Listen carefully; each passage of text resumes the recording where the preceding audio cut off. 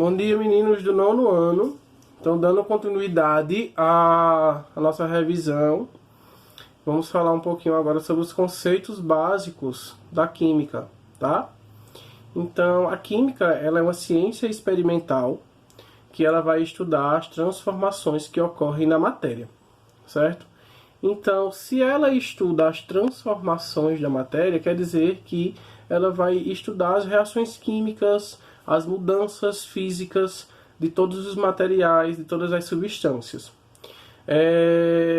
Um grande cientista, Lavoisier, ele formulou a lei principal da química, que fala que tanto a matéria quanto a energia, ela não é perdida, ela não é degradada, ela é modificada. Então, se ela é modificada, ela sofre transformações. E essas transformações tanto podem ser físicas, como podem ser químicas, tá? Então, como conceito básico, matéria é tudo aquilo que possui massa e ocupa um lugar no espaço, certo? E toda matéria ela é constituída por átomos, são pequenas partículas que vão formar aí qualquer tipo de material. Então, para cada elemento químico que existe na natureza, corresponde a um átomo. Então, eu vou ter átomos de hidrogênio, vou ter átomos de oxigênio, vou ter átomos de nitrogênio, de carbono, tá? E esses átomos, eles conseguem se unir para formar moléculas. Então, a junção de vários átomos, de dois ou mais átomos, possa ser de átomos iguais ou diferentes, forma uma molécula de uma determinada substância, tá bom? Então, quer dizer que um conjunto de moléculas iguais vai me dar uma substância. Então, se eu tenho, por exemplo, dois átomos de hidrogênio ligado a um átomo de oxigênio, eu formo uma molécula de H2O. Então, várias moléculas de H2O formam a substância que é a água, tá?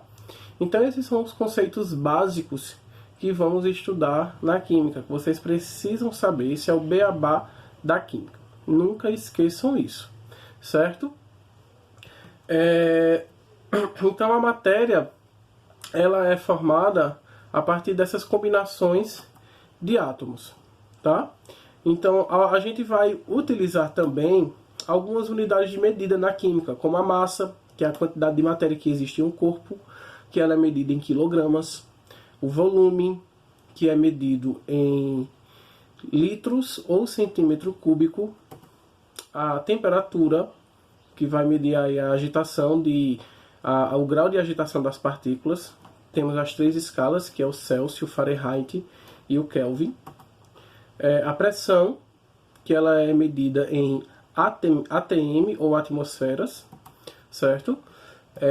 Temos a densidade, que ela é medida em gramas por centímetro cúbico, certo? E essas unidades de medida, a gente vai estudar ela ao longo dos anos, né? Até o terceiro ano do ensino médio, vocês vão estudar essas unidades de medida em química, certo?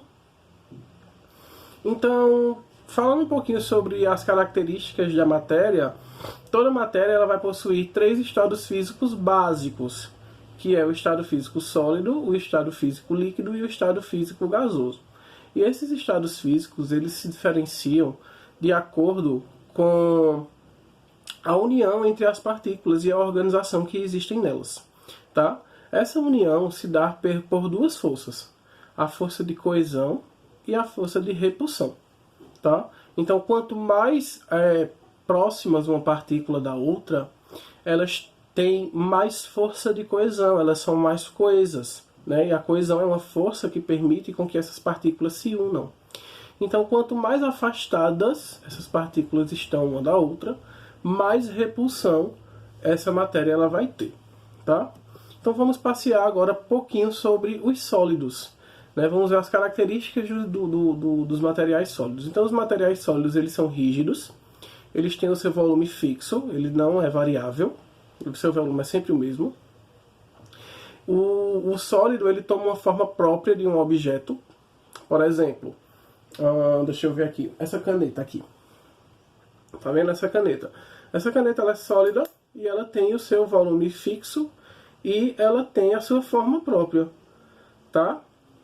Devido a questão das partículas estarem sempre juntinhas. Se por um acaso eu derreter essa caneta, ela já não vai ter a sua forma própria, ela vai tomar a forma fluida, né? Que ela vai aí adquirir a forma do recipiente que eu colocar, tá? Lógico que se eu transformar esse material em material líquido. Os sólidos, eles são difíceis de ser atravessados, né? Não se movem espontaneamente, feito um líquido, tá?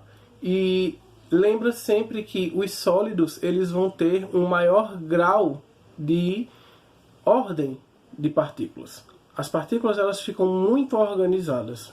Então, consequentemente, a sua energia de movimentação é menor, tá bom?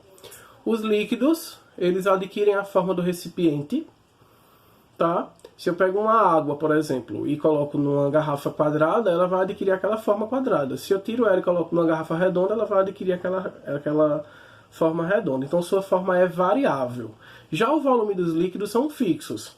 Se eu pego 500 ml e coloco numa garrafa de 3 litros, vai permanecer tendo 500 ml. A única coisa que vai mudar é a forma do recipiente que a água tomou. Certo? A água pode ser atravessada facilmente, certo? Por ela ser fluida. Pode escoar e dificilmente sofre compressão, certo? As partículas de água, elas são um pouco mais afastadas, porém, elas têm ligações entre as moléculas que fazem com que elas fiquem um pouco mais coesas.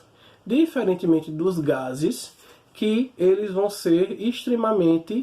possuir suas partículas extremamente desorganizadas, certo? Então, logo, elas vão ter muita agitação, muita movimentação, certo? Os gases, eles vão tomar a forma de qualquer recipiente, certo? Eles sofrem compressão, eles têm o volume variável, a forma variável também, certo? E são também atravessados com grande facilidade, tá? Então, aí a gente vai ter como gases todo e qualquer gás, seja ele o ar atmosférico, seja ele um perfume volátil, quando ele evapora muito rápido, certo? Se você coloca um perfume rapidamente, a sala ela vai ficar exalada com aquele cheiro por conta da volatilidade desse gás, tá bom?